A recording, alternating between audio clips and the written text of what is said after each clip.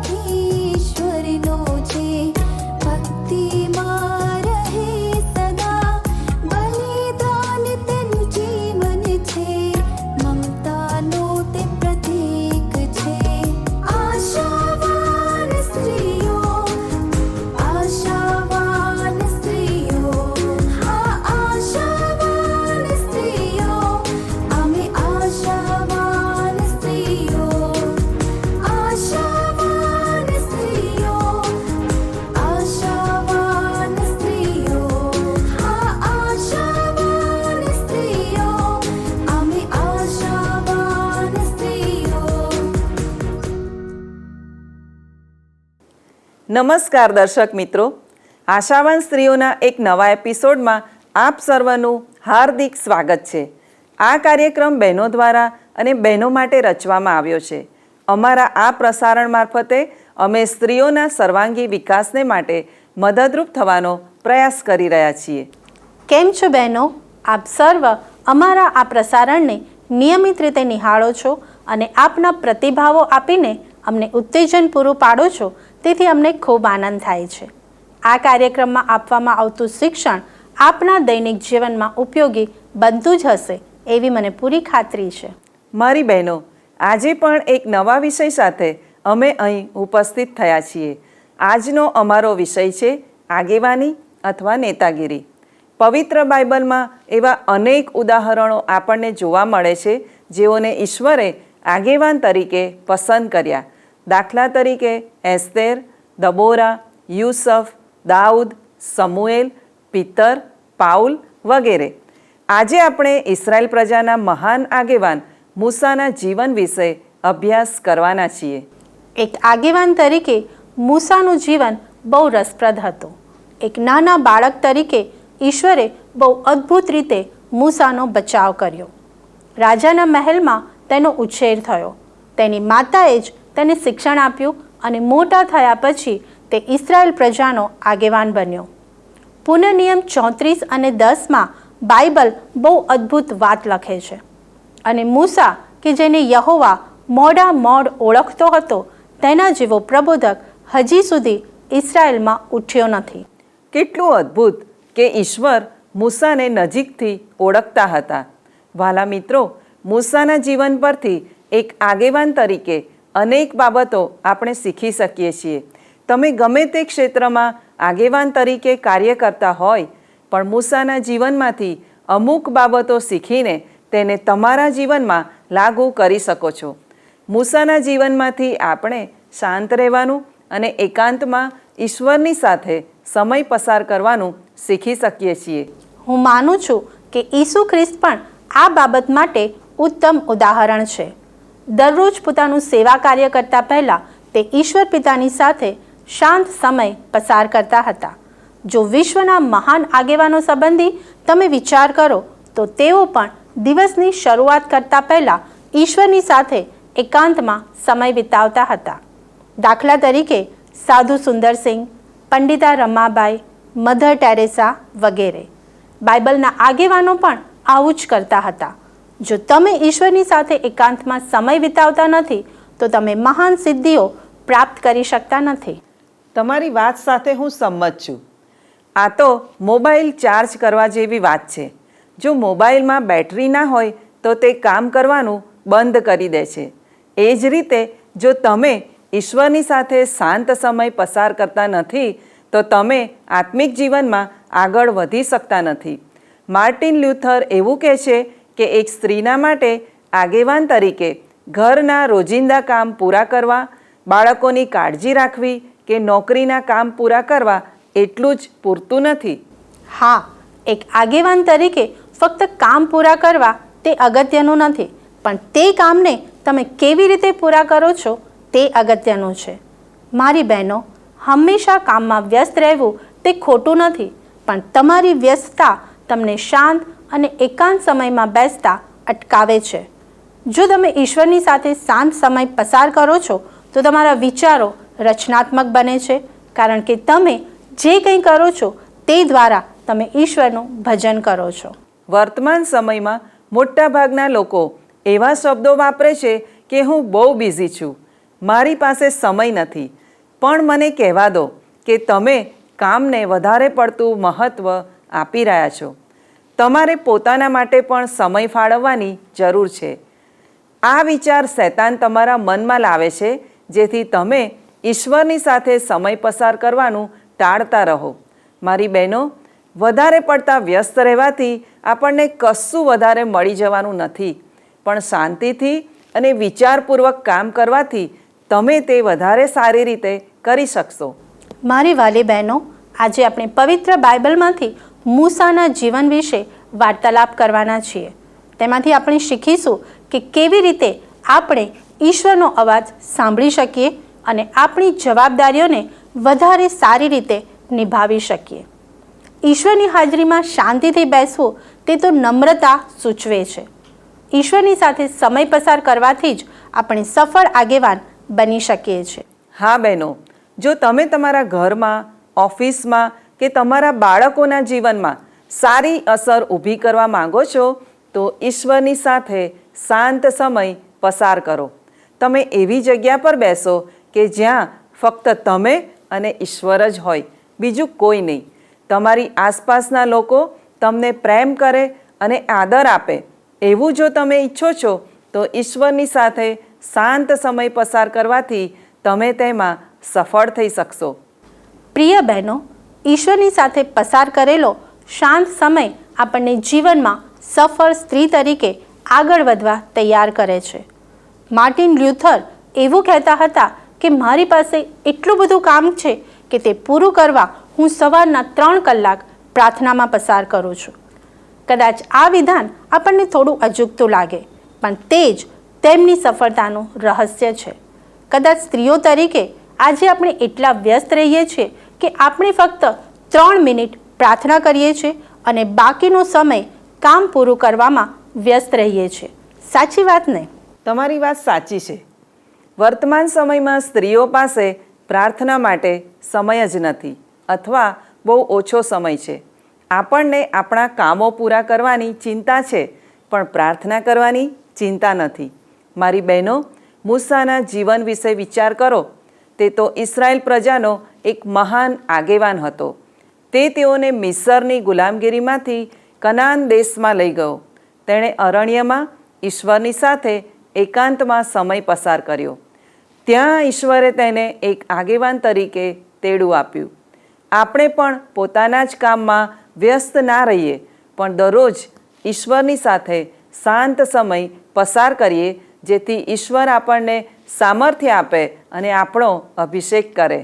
વાલી બહેનો, સ્ત્રીઓ તરીકે અને એક આગેવાન તરીકે આપણાથી ભૂલ થાય તો આપણે તેનાથી દૂર નાસી જવાનું નથી.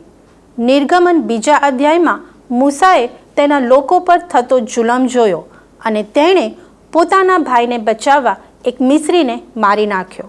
પણ ત્યાર પછી તે ડરી ગયો અને મિદ્યાન દેશમાં નાસી ગયો અને ત્યાં એક ઘેટા પાળકનું કામ કરવા લાગ્યો. પણ આપણા ઈશ્વર ભલા ઈશ્વર છે. ઈશ્વરે પોતાના મહાન કાર્યને માટે મૂસાને તૈયાર કરવા આ સમયનો ઉપયોગ કર્યો. મૂસા જ્યારે 6 લાખ ઇસરાયેલ લોકોને લઈને મિસરમાંથી નીકળ્યો ત્યારે તેની તાલીમની શરૂઆત નહોતી થઈ. એ જ રીતે જ્યારે તે ફારૂન રાજાની સામે ઊભો રહ્યો ત્યારે તેની તાલીમની શરૂઆત ના થઈ, પણ તેની તાલીમની શરૂઆત તો જે દિવસે મૂસા મિસરમાંથી મિદ્યાનમાં નાસી ગયો તે દિવસથી થઈ હતી. ત્યાંથી નાસી જવું તે મૂસાના માટે ઈશ્વરની સાથે એકાંત અને શાંત સમય પસાર કરવાનું પ્રથમ પગલું બની ગયું. ઈશ્વરે તે વર્ષો દરમિયાન મૂસાને એક આગેવાન તરીકે તૈયાર કર્યો. ઈશ્વરે એકાંતમાં બળતા ઝાડવા મધ્યેથી મૂસાની સાથે વાત કરી અને મૂસાને આગળ વધવા દોરવણી આપી. મારી બહેનો, જો તમે આજે ઈશ્વરની સાથે શાંત સમય પસાર કરો છો તો ઈશ્વર પોતાની વાતોને તમારી સમક્ષ પ્રગટ કરે છે, જે તમે ઉતાવળમાં સમજી શકતા નથી. જેમ મૂસાને એકાંતમાં બળતું ઝાડવું દેખાયું, તેમજ જો આપણે ઈશ્વરની સાથે સમય પસાર કરીએ અને ઈશ્વરનો અવાજ સાંભળીએ તો ચોક્કસ આપણા માટે ઈશ્વરના તેડાને આપણે સમજી શકીશું. શું આજે તમે ઈશ્વરનો અવાજ સાંભળવા પ્રયત્ન કરશો?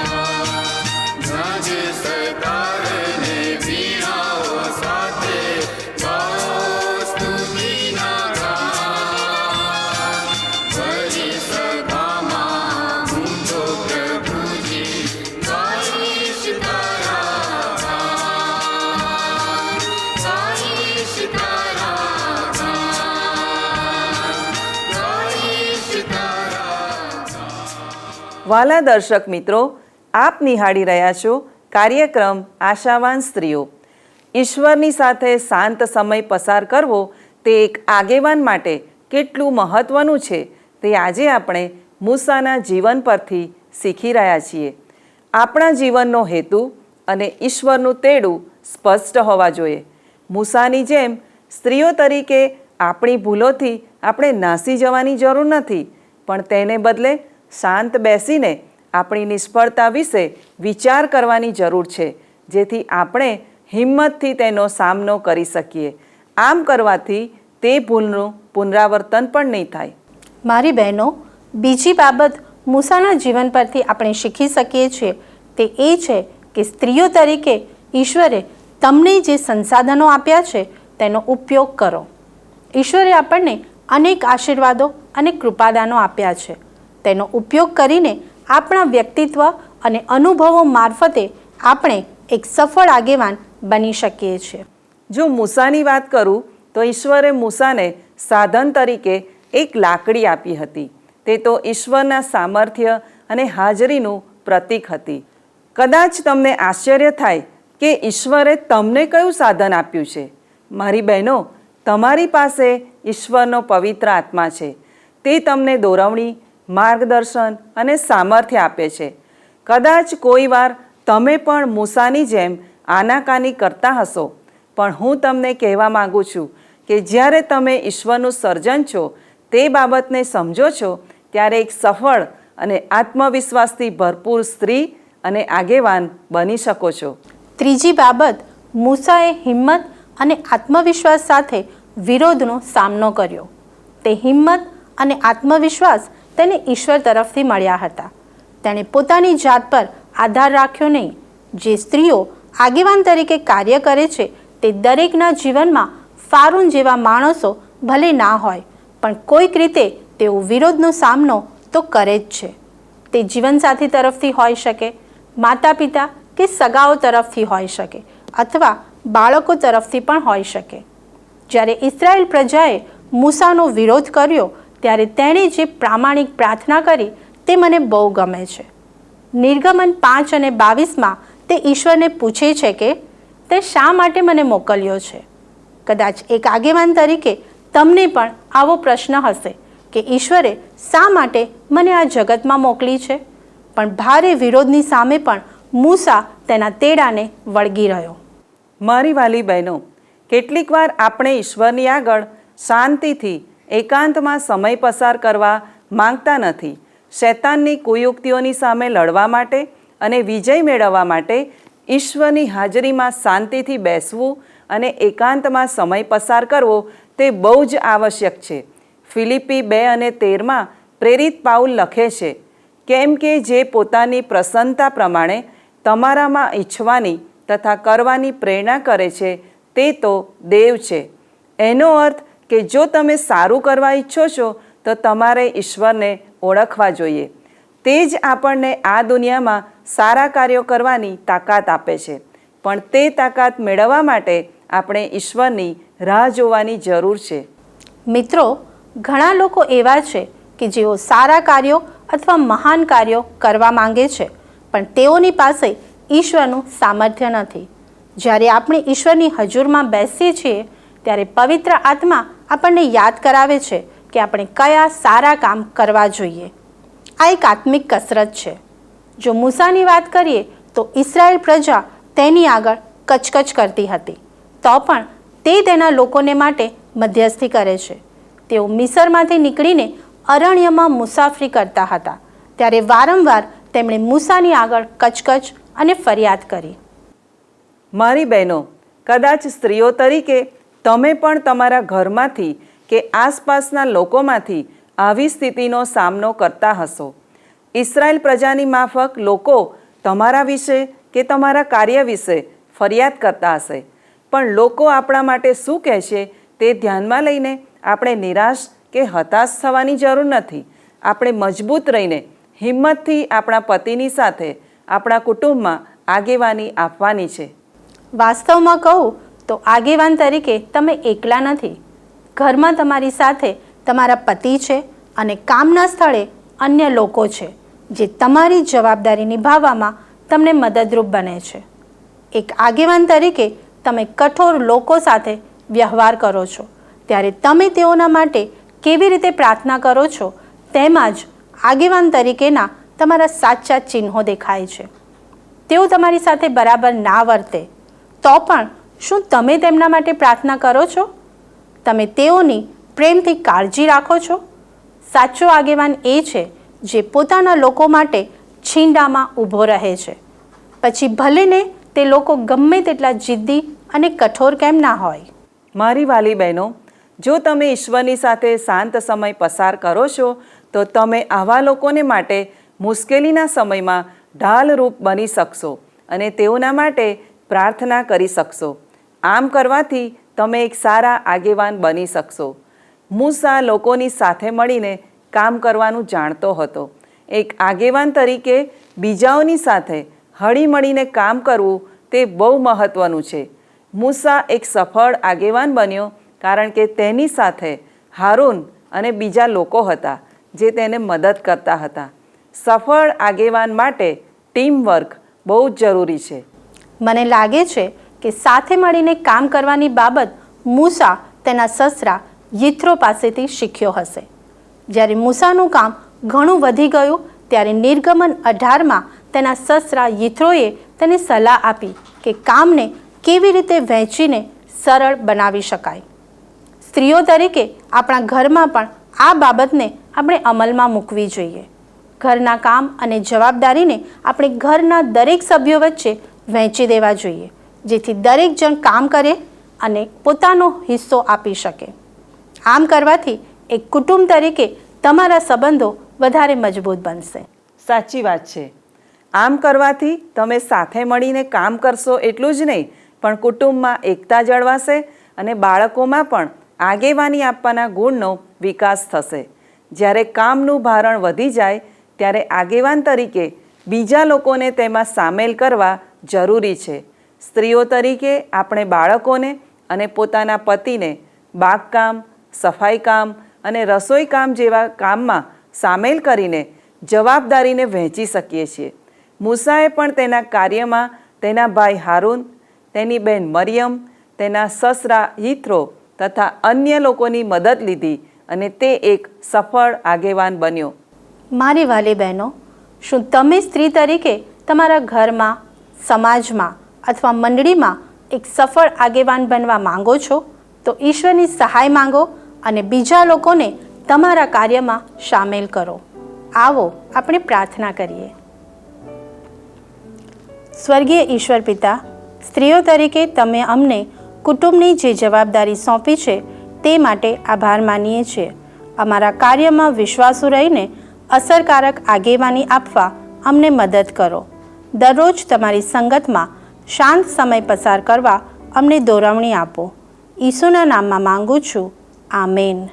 ઈસુ છે મજબૂત ખડકને ઘડ મારો આધાર.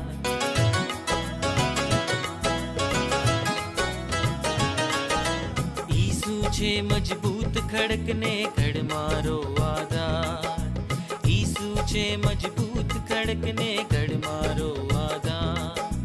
તેની ઉપર બાંધીએ આપણું જીવન તણું મકાન. તેની ઉપર બાંધીએ આપણું જીવન તણું મકાન. જીવન તણું મકાન, જીવન તણું મકાન. ઈસુ છે મજબૂત ખડકને ખડ મારો આધાર. ઈસુ છે મજબૂત ખડકને ખડ મારો આધાર.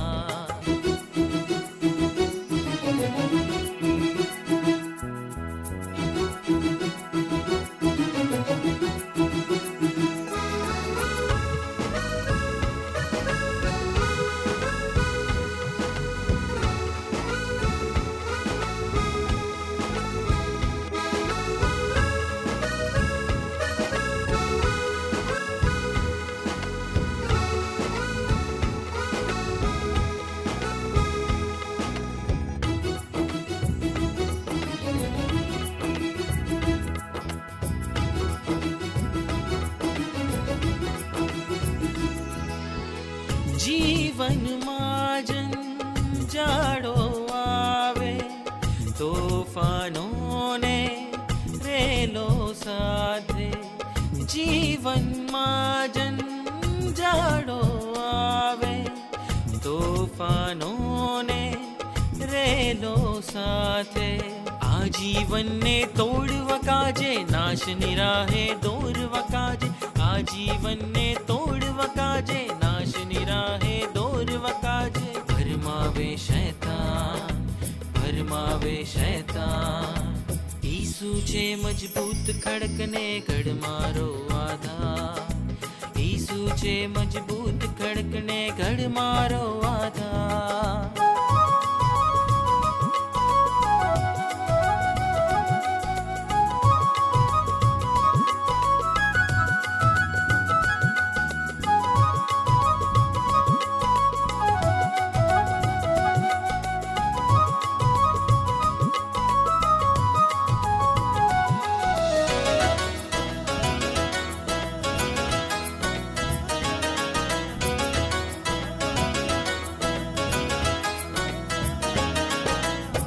જીવન અર્પણ તેને કરીએ, આજે તેને શરણે જઈએ.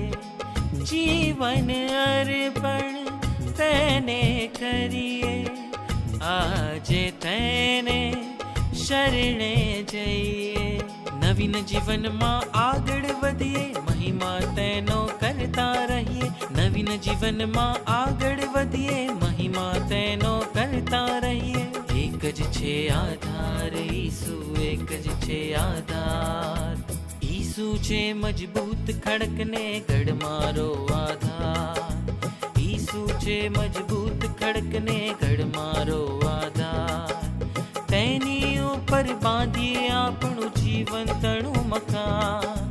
તેની ઉપર બાંધીએ આપણું જીવંતણું મકાન. જીવંતણું મકાન, જીવંતણું મકાન. ઈસુ છે મજબૂત ખડકને ગઢ મારો આધાર. ઈસુ છે મજબૂત ખડકને ગઢ મારો આધાર. ઈસુ છે મજબૂત ખડકને ગઢ મારો આધાર. ઈસુ છે મજબૂત ખડકને ગઢ મારો આધાર. પ્રિય દર્શક મિત્રો, આ છે કાર્યક્રમ આશાવાન સ્ત્રીઓ. મૂસા એક સફળ આગેવાન બન્યો તેનું કારણ એ હતું કે તેણે ઈશ્વરની સાથે શાંત સમય પસાર કર્યો અને તેના કાર્યમાં બીજા લોકોને પણ સામેલ કર્યા. સ્ત્રીઓ તરીકે આપણે આ બે બાબતોને યાદ રાખીએ અને જ્યાં પણ ઈશ્વરે આપણને મૂક્યા છે ત્યાં સફળ આગેવાની પૂરી પાડનાર બનીએ. મારી વાલી બહેનો, મને આશા છે કે અમારું આજનું શિક્ષણ આપના માટે લાભદાયી બની રહેશે. અમારો આજનો સમય હવે પૂરો થવા આવ્યો છે. આવતા સપ્તાહે આ જ વિષયમાં નવા વિચારો સાથે આપણે આગળ વધીશું. તેથી આશાવાન સ્ત્રીઓ કાર્યક્રમ જોવાનું ચૂકશો નહીં. આપના મિત્રોને પણ આ કાર્યક્રમ સંબંધી જાણ કરશો. આજના કાર્યક્રમ સંબંધી આપના પ્રતિભાવો અમને આ સરનામા પર મોકલી શકો છો. વાલા મિત્રો, આપના પ્રતિભાવો અમારા માટે બહુ મૂલ્યવાન છે. ફોનથી પણ આપ અમારો સંપર્ક કરી શકો છો.